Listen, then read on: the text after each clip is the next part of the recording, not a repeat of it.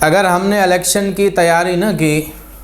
تو ایک اچھے اور ایماندار حکمران کا ملنا، ایک عادل حکمران کا ملنا ہمارے لیے ناممکن ہے۔ قرآن کی میں ایک آیت پڑھتا ہوں جس میں اللہ تبارک و تعالی نے کرپٹ لیڈروں، سیاستدانوں، چوروں، لٹیروں، ایمانداروں، حتیٰ کہ ہر بندے کے متعلق، ہر فسادی کے متعلق،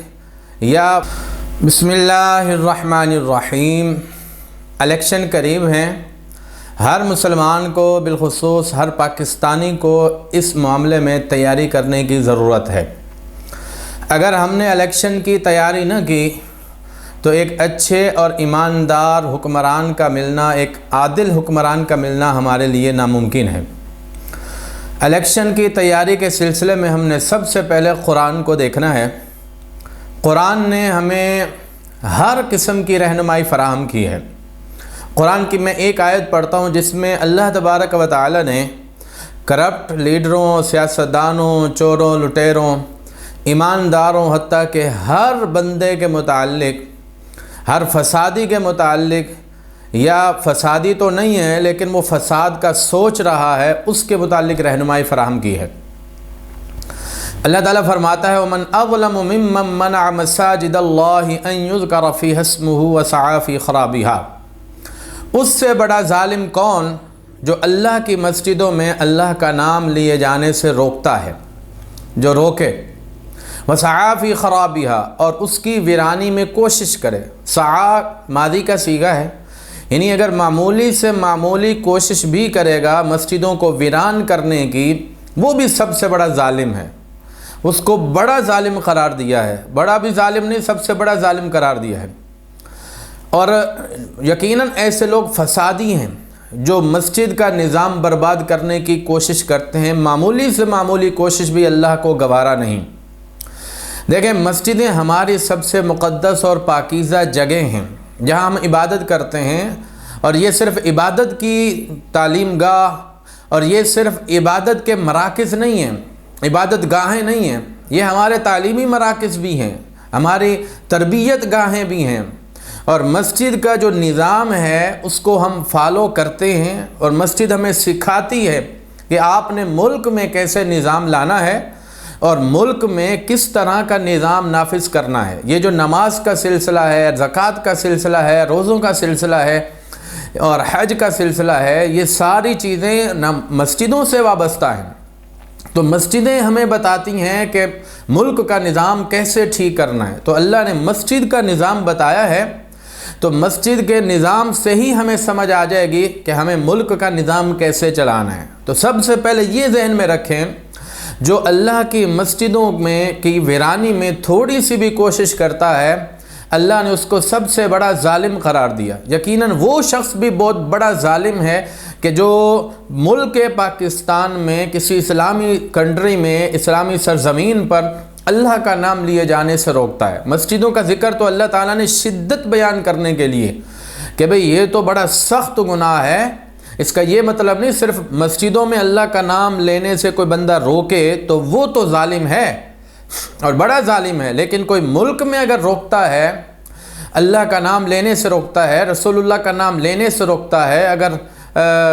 قرآن کا ذکر کیے جانے سے روکتا ہے، تعلیمی گاہوں سے روکتا ہے، کسی بھی جگہ اللہ کا نام ذکر کیے جانے سے، اللہ کا نام ذکر کرنے کا یہ مطلب نہیں کہ اللہ کا ذکر کیا جائے، اللہ کی باتیں کرنے سے روکتا ہے، اللہ کے رسول کی باتیں کرنے سے روکتا ہے، تو اللہ نے اس کو ظالم قرار دیا۔ تو سب سے پہلے یہ مائنڈ بنا لیں، یہ سوچ لیں کہ ایسا بندہ ظالم ہے، چاہے وہ مسجدوں کے اندر اللہ کا نام لیے جانے سے، اللہ کی بات سے، اللہ کے رسول صلی اللہ علیہ وسلم کی بات سے روکے، یا پھر وہ ملک میں کسی جگہ بھی اللہ کا نام لیے جانے، اللہ اس کے رسول صلی اللہ علیہ وسلم کے ذکر سے روکے۔ چاہے ظاہر ہے جو بندہ بھی روکے گا اس کو کوئی نہ کوئی لیبل تو ضرور دے گا، یعنی جو اللہ کی بات کر رہے ہیں، اللہ کے نظام کی بات کر رہے ہیں، رسول اللہ کے نظام کی بات کر رہے ہیں، تو وہ ان کو فسادی کہہ کر کوئی نہ کوئی الزام لگا کر ان کو ضرور منع کرے گا۔ تو کسی طرح کا بھی الزام لگا کر روکنا یہ بھی ظلم ہی ہے، ایسے لوگ ظالم ہیں۔ ایسے لوگوں کا حل کیا ہے، یہ اللہ نے قرآن میں بیان فرمایا۔ یقیناً ہمارے ملک پاکستان میں اور بہت سی کنٹریز پر، اسلامی ممالک پر اس طرح کے لوگ مسلط ہیں ہم پر، یہی وہ لوگ ہیں جن کی وجہ سے آج دنیا میں کسی بھی جگہ مسلمانوں پر ظلم و ستم ہوتا ہے تو ایکشن لینے والا کوئی نہیں ہے، ان کی مدد کرنے والا، ہیلپ کرنے والا کوئی نہیں ہے۔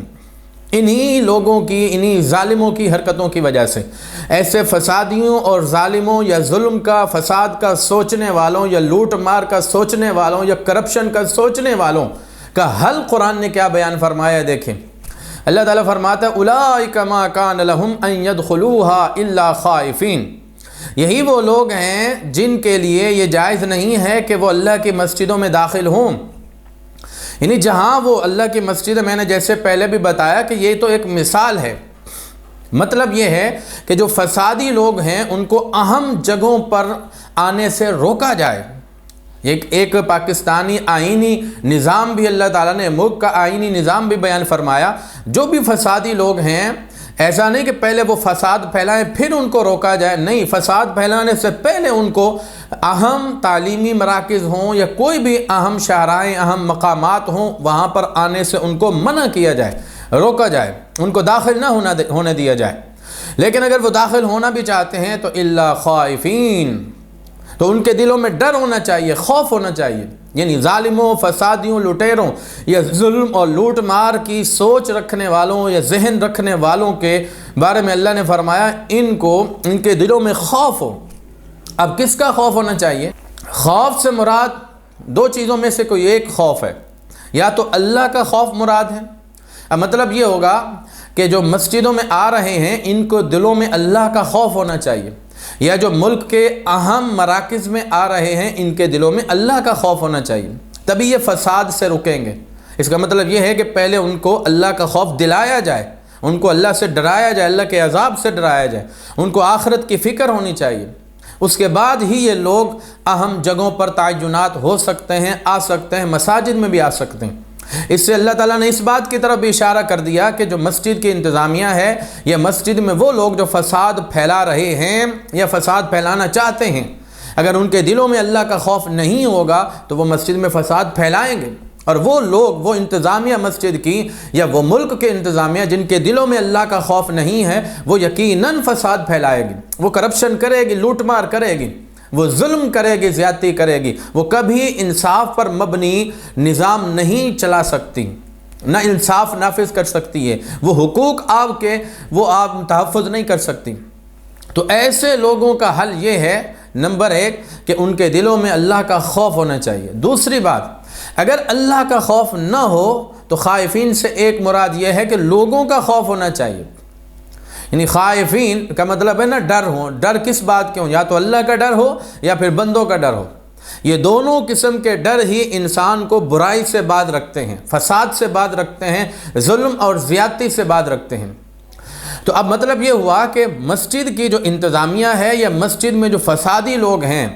یہ فساد پھیلانے سے تبھی باز آئیں گے جب ان کے دلوں میں لوگوں کا ڈر ہوگا، لوگوں کا خوف ہوگا۔ اگر مسجد کے نمازیوں میں کوئی فسادی ہے تو انتظامیہ ایسی ہونی چاہیے کہ وہ نمازی انتظامیہ سے ڈریں، خوف زدہ ہوں کہ اگر ہم نے کسی قسم کا فساد پھیلایا، مسجد کو ویران کرنے کی کوشش کی، تو انتظامیہ ہمیں فساد نہیں پھیلانے دے گی۔ یا تو یہ ہونا چاہیے، یا پھر اگر مسجد انتظامیہ خود ہی فساد پھیلا رہی ہے تو نمازیوں کو ایسا ہونا چاہیے، نمازیوں کو ایسا بہادر ہونا چاہیے، نمازیوں کے دلوں میں ایسا ہمت ہونی چاہیے، جرأت ہونی چاہیے کہ ان کو دیکھ کر انتظامیہ ان کے خلاف کوئی فساد نہ پھیلا سکے، مسجد کو ویران نہ کر سکے اور مسجد کا نظام خراب نہ کر سکے۔ بالکل اسی طرح ملک پاکستان کے جو اداروں میں بیٹھے ہیں، کالی بھیڑیں جو بیٹھی ہوئی ہیں، تو ان کا حل بھی یہی ہے، جب تک ان کے دلوں میں ہمارا خوف نہیں ہوگا، عوام کا خوف نہیں ہوگا، تب تک یہ لوگ فساد سے باز نہیں آئیں گے۔ یہ کرپشن کرتے رہیں گے، لوٹ مار کرتے رہیں گے، اور یہ فساد پھیلاتے رہیں گے، یہ ظلم و زیادتی کرتے رہیں گے۔ تو دیکھیں اللہ نے کس قدر خوبصورت انداز میں بیان فرما دیا۔ تو مسجد کی انتظامیہ ہو یا ملک کی انتظامیہ ہو، فساد پھیلانے سے روکنے کا ایک ہی طریقہ ہے کہ آپ خود کو اتنا بہادر بنائیں، جرأت پیدا کریں، حق بولنے کی ہمت پیدا کریں، اور ظالم کے خلاف کھڑے ہونے کی جرأت اور استقامت اور صبر پیدا کریں،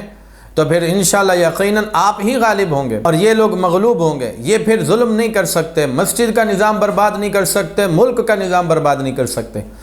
اب یہ خوف کیسے پیدا ہوگا، اس کا بھی پورا پروسیس اللہ تعالیٰ نے قرآن مجید میں بیان فرما دیا ہے۔